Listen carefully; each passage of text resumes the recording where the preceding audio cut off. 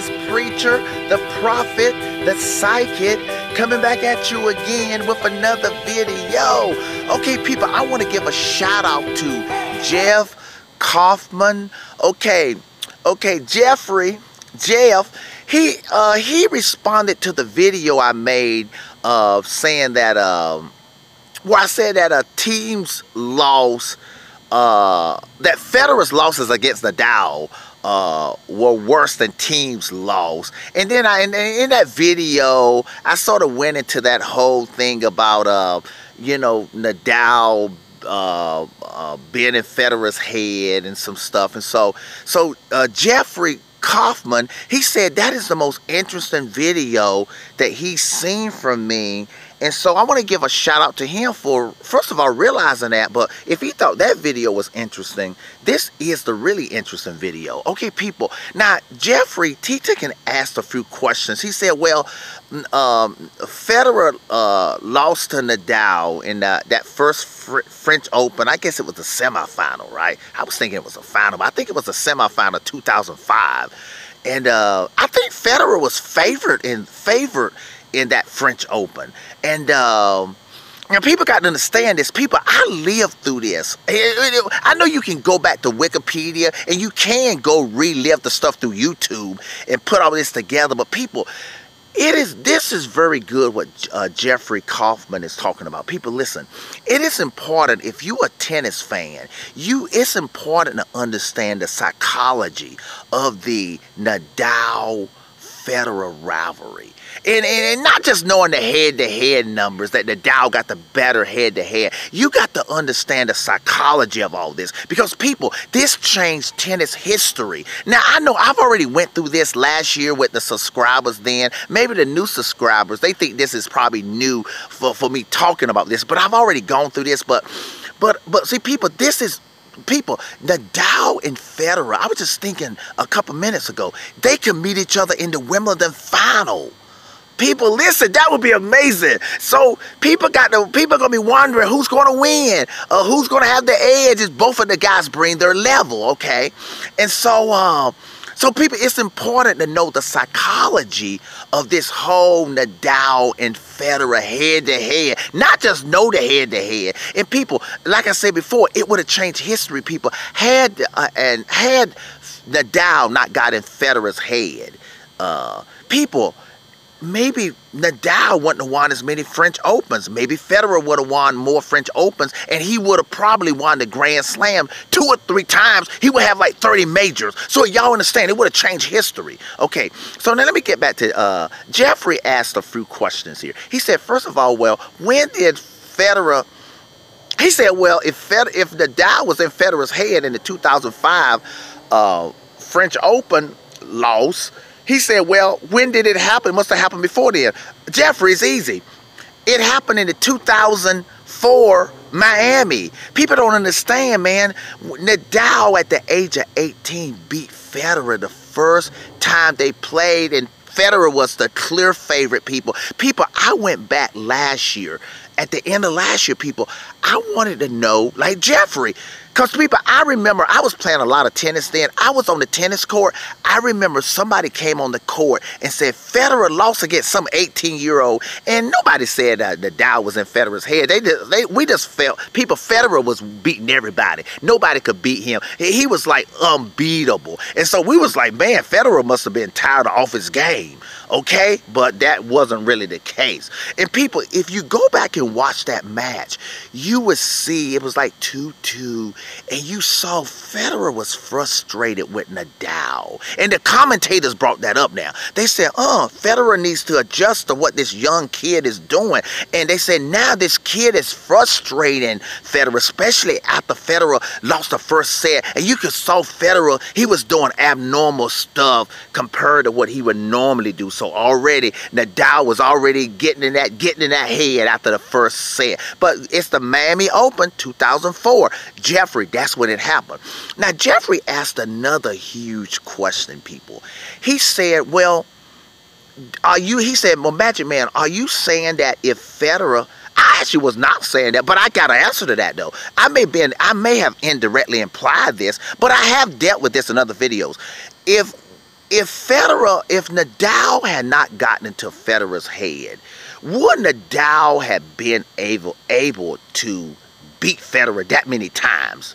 Or at all, okay, on clay. Okay, now somebody may say, Magic Man, are you crazy? Nadal is the king of clay, but we talking about people before he established that. Was it, now I'm going to answer that question. I'm going to try to answer that question that Jeffrey wants to know. People, listen, was it the fact that, can you imagine, Nadal had already won one French Open. I forgot who it was. He beat whoever he beat in 2004.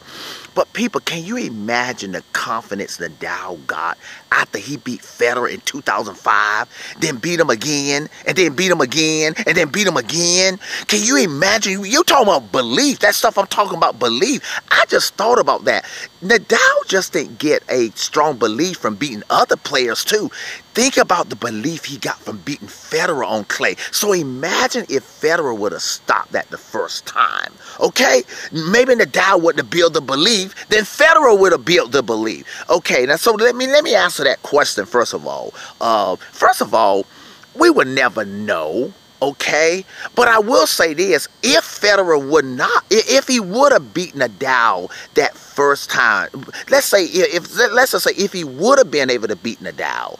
And let's say Nadal was not in his head, Federer could have possibly, listen man, Federer has a beautiful game to play on clay. When I was watching Cecchinato and what's his name, Bolelli, he was sort of playing like Federer. Look how hard they gave Nadal a hard time. Can you imagine somebody like Federer, his game and IQ, if he wouldn't have had Nadal in his head way back in the day? But we'll never know that. But I think, but if you ask me this question, I do believe Federer probably would have beaten Nadal at least half of the time on clay, where he probably would have won the Grand Slam twice, probably. Okay? Now, here's another thing right here, people. Now, people may be saying, okay, Magic, this is a good discussion for the past. How is this relevant? Man, I just said it. Man, this is relevant now. Federer could meet Nadal in the finals, hopefully, of the Wimbledon here in 3 weeks. Man, we may have this could be a rematch. I don't think they have played in the Wimbledon, since 2008? I don't think they have played, right? So this will be incredible. So now, here's one thing here, people. Y'all remember I told y'all I won $100 when a Nadal fan wanted to bet me that Nadal would beat Federer in the 2017 Australian Open, people. So people, listen, I had to listen to Federer's news conference a day before Federer went through all this. Any of y'all, this ain't just a Magic Man trying to create a topic. Federer actually responded to a news reporter, and he went into detail. He finally humbled down and answered the question. He said, yeah, Nadal was in my head, and then he said the worst thing about it, I brought it to the other surfaces in 2008, and he beat me at the Wimbledon, and then he beat me at the Australian Open. But he said Nadal is not in my head anymore.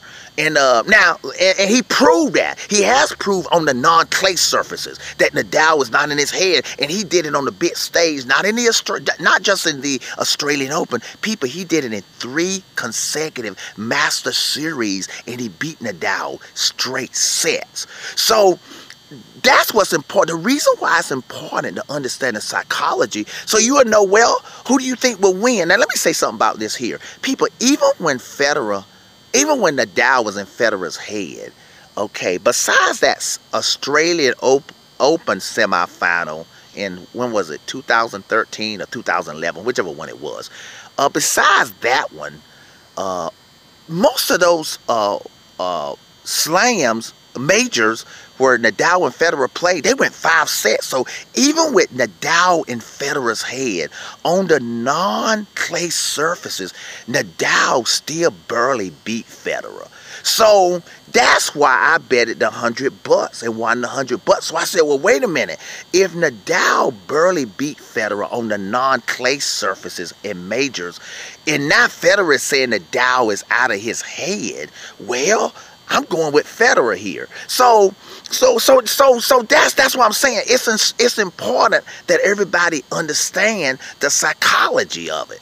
That it would have changed history. But you know what? But see, here's another thing. This is also Federer's fault now. Okay, I would give Federer the edge definitely, if both of them got their level, Federer definitely got the edge. Everybody know at the Wimbledon, even the U.S. Open, on all non-clay surfaces, and definitely in the indoor, he got the edge over Nadal. If both of them bring their level, I'm going to take Federer. If there's no level tripping, okay? All right? And,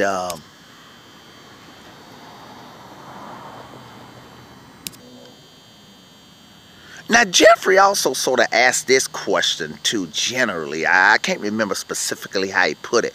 But it was like, he just wanted to just really ask, how did all this happen? I mean, not just when it happened. He's sort of asking like, I mean, forget whose side he's on or whatever, but how did this happen? People, listen, people, and this is Federer's fault. And he sort of acknowledged this. Even his wife acknowledged this. She said this back in the, she was his girlfriend then. What's her name? Miracle? She said Federer, he was arrogant. People, listen, Federer had this airy stuff. I'm going to use the word airy. See, it wasn't that straight up super cockiness. Not like that direct like cockiness, sort of like a curious. It didn't come across like that. Federer, he was still classy like, and that smooth, beautiful player, but you could tell he was airy. So when he played Nadal, you could see it like, he was like, oh, you could tell, even though he didn't really say it, he was like, man, I don't need to change my game for this guy. My game is more beautiful than this guy. This Nadal, his game looks ugly compared to mine. I'm smoother, I'm greater than he is, but this Nadal is beating your ass. But so Federer didn't really want to change his game. He didn't get a coach. Can you imagine if the first time Nadal beat Federer in the Miami Open, imagine if Federer said, you know what, I'm not going to let this guy beat me. He's going to ruin my career and keep me from winning the Grand Slam 2 or 3 times. See, people got to understand something. When Nadal met Federer the first time in the French Open, people, they were picking Federer to win the Grand Slam. He already won the Australian Open. They said Federer for sure. Even me, I thought Federer was going to win the Grand Slam. Nobody had any idea that Nadal would stop Federer from winning the Grand Slam 2, 3, 4 times, people. So people did, but let me get back to the airy thing here.